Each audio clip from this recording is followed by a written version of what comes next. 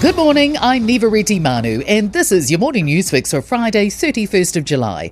In this update, comments by Winston Peters are being seen as adding further strain to our relationship with China. The New Zealand First Leader and Foreign Minister responded to a Chinese-born Green MP's heckling in Parliament by telling him to go back to his own country. The Chinese embassy has made representations to MFAT over the remarks. Geopolitical analyst Geoffrey Miller says China would have likely let it slide if it was a one-off, but it's on top of recent niggles in our relationship. New Zealand has been signing up to some fairly hawkish statements and positions. It's been participating in exercises that have been viewed as antagonistic by China. Peters is standing by his comments. Hopes the first stage of the Northland Expressway doesn't blow out in time or money. The government signed a public-private partnership with the Northway Consortium to design, build and operate the 26-kilometre four-lane expressway from Warkworth to Te Hana. It includes 15 bridges and twin tunnels 1 kilometre long through Crack Hill in the Dome Valley.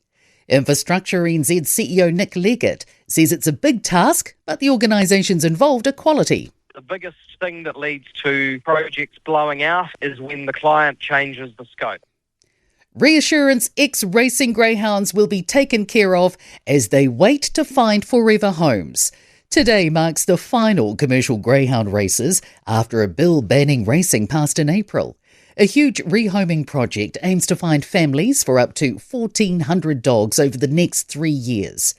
Greyhound Transition Agency Rehoming and Welfare Head Gavin Goebel says as dogs wait to find homes, they'll be cared for by people who have experience with greyhounds.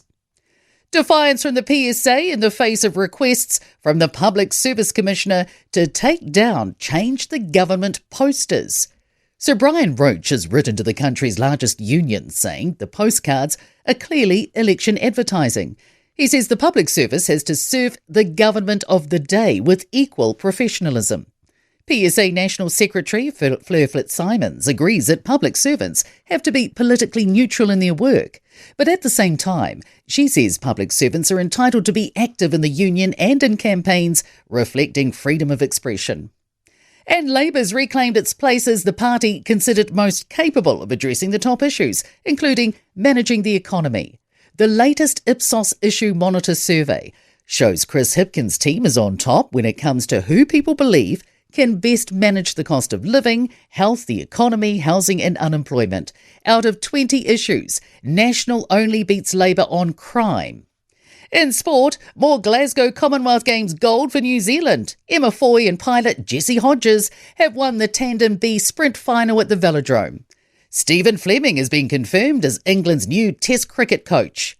The European football nations will boycott all FIFA competitions until the global body drops plans to create a company featuring private investors to run the World Cup and other events. And the Roosters have trounced the Cowboys 82-12 in league's NRL, the most points scored by a winning team in 91 years.